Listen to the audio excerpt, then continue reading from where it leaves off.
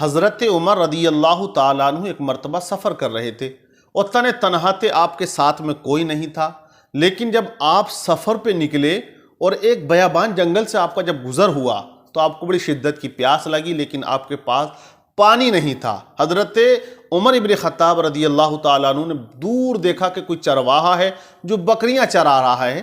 حضرت عمر ابن خطاب رضی اللہ تعالیٰ عنہ اس کے پاس گئے۔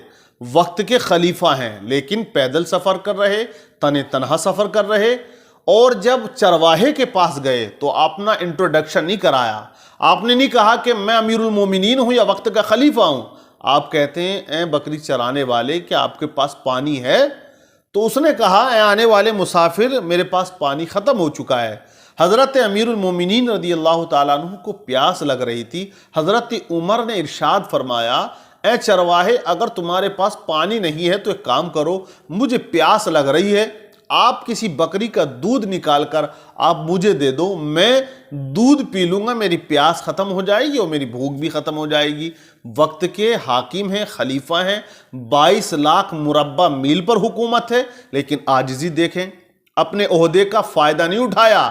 چرواہے کو ڈانٹا نہیں کہ میں امیر المومنین ہوں، آپ دو۔ تو اب چرواہے کی بات دیکھیں، چرواہے نے کہا اے آنے والے مسافر، میں اپنی بکری کا دودھ نکال کر آپ کو نہیں دے سکتا ہوں، کیونکہ یہ بکری میری نہیں ہے، میں مالک نہیں ہوں، میں تو نوکر ہوں، اور میں اپنے مالک کی بغیر مرضی کے دودھ نہیں نکال سکتا ہوں۔ حضرت عمر نے جب اس کا یہ عمل دیکھا اور اس کی وفاداری دیکھی، امانت داری دیکھی، دیانت داری دیکھی، تو اس کو اور آزمانا چاہا، امتحان لیا کہ دیکھے اوپر ہی سے ایسا ہے، اندر بھی کچھ اس کے ہے کہ اوپر سے بظاہر میں کچھ زیادہ متقی و پرہیزگار بن رہا ہو۔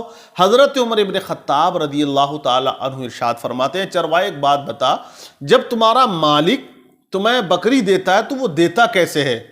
تو چرواہے نے کہا کہ میرا مالک مجھے صبح کو بکری گن کر دیتا ہے اور شام کو گن کر لیتا ہے۔ تو حضرت عمر رضی اللہ تعالی عنہ نے فرمایا کہ چرواہے تمہاری بکریوں کے ریوڑ پر کوئی بھیڑیا یا شیر حملہ نہیں کرتا ہے؟ کہا کرتا ہے۔ تو چرواہے نے کہا ہے آنے والے مسافر، جس دن میری بھیڑ یا بکری کو شیر یا بھیڑیا اٹھا کر لے جاتا ہے تو شام کو میں اپنے مالک کو بتا دیتا ہوں، میرا مالک مجھ پر یقین رکھتا ہے، وہ بات کو مان لیتا ہے۔ حضرت عمر رضی اللہ تعالی عنہ نے ارشاد فرمایا چرواہے آج تو تمہارے پاس بڑا گولڈن چانس ہے، اچھا چانس ہے، ایک بکری میرے ہاتھ پر فروخت کر دو، مجھ سے تم قیمت لے لو، تمہارا بھی کام ہو جائے گا اور میرا بھی کام ہو جائے گا، میں دودھ بھی نکال لوں گا، اور جب میرا دل چاہے گا میں اس کو ذبح کر کے اس کے کباب بنا کے کھا جاؤں گا، تو اس لیے تمہارا بھی معاملہ صحیح ہو جائے گا۔ تو چرواہے کے تیور بدل گئے، آنکھیں اس نے چڑھا لی اور اس نے کہا آنے والے مسافر، میں نے آج تک ایسا کوئی بندہ نہیں دیکھا جو تمہاری طرح ہو، کہ جو خدا سے نہ ڈرتا ہو۔ ابھی تو رسول اللہ نے جو کپڑے پہنے تھے وہ بھی پرانے نہیں ہوئے، وہ رکھے ہوئے، وہ برتن بھی مدینے میں موجود ہیں جس میں ہمارے نبی کھانا کھاتے تھے، اور تم ایسے ہو کہ امانت میں خیانت کرنے کا مشورہ دے رہے ہو۔ جب میں بکری کا دودھ نکال کر اپنے مالک کی مرضی کے نہیں دے سکتا ہوں تو پھر میں تمہیں بکری کیسے بیچ سکتا ہوں؟ آپ کیسی باتیں کر رہے ہو؟ چرواہے نے کچھ تیور دکھائے۔ حضرت عمر ابن خطاب رضی اللہ تعالی عنہ اس کی امانت اور دیانت داری اور اس کی ایمانداری، اس کی سچائی کو دیکھ کر اس کے دل میں جو خدا کا خوف تھا خوش ہو گئے۔ ارشاد فرمایا تم مجھے جانتے نہیں ہو، میں عمر ابن خطاب ہوں۔ جب نام سنا کانپنے لگا چرواہا۔ حضرت عمر رضی اللہ تعالیٰ عنہ نے ارشاد فرمایا کانپنے کی ضرورت نہیں ہے، میں تمہیں تھوڑا ٹٹول رہا تھا۔ حضرت عمر ابن خطاب نے مصلی بچھا دیا، رب کی بارگاہ میں سجدہ کیا اور عرض کرتے ہیں رب کی بارگاہ میں حضرت عمر، اے مولا تیرا لاکھ لاکھ شکر ہے، میرے دور خلافت میں بکری چرانے والوں کے تقوی کا عالم یہ ہے، خلوص و للہیت، امانت داری، دیانت داری، سچائی کا عالم یہ ہے، تو نماز پڑھنے والوں کا کیا حال ہوگا، قرآن پڑھنے والوں کا کیا حال ہوگا۔ حضرت عمر کہتے ہیں عمر تو بھی کامیاب ہو گیا اور تیرا دور خلافت بھی کامیاب ہو گیا۔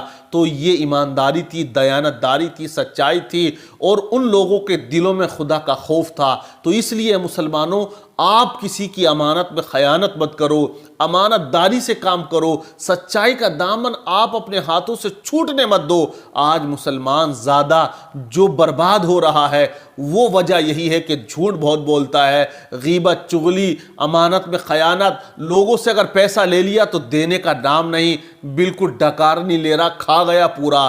تو تو یہ سمجھ لیں حساب سب کا ہونا ہے، اور اپنے دل میں خدا کا خوف رکھو۔ جب اللہ سے ہم ڈریں گے تو پھر ساری کائنات ہم سے ڈرے گی۔ اس لیے آج مسلمان جو ہے وہ اللہ سے نہیں ڈرتا تو وہ سب سے ڈر رہا ہے، تھوڑے سے حاکم سے ڈر رہا ہے، وقت کے ایم ایل اے اور ایم پی سے ڈر رہا ہے، کیونکہ وہ بندہ اللہ سے نہیں ڈر رہا، اور جو بندہ اللہ سے ڈرتا ہے پھر ساری کائنات اس سے ڈرا کرتی ہے۔ اس لیے خدا کا قرب حاصل کرنے کی کوشش کرو، اچھے عمل زندگی میں کرتے رہو، انشاءاللہ یہاں زندگی بھی روشن ہو جائے گی اور مرنے کے بعد قبر بھی روشن ہو جائے گی۔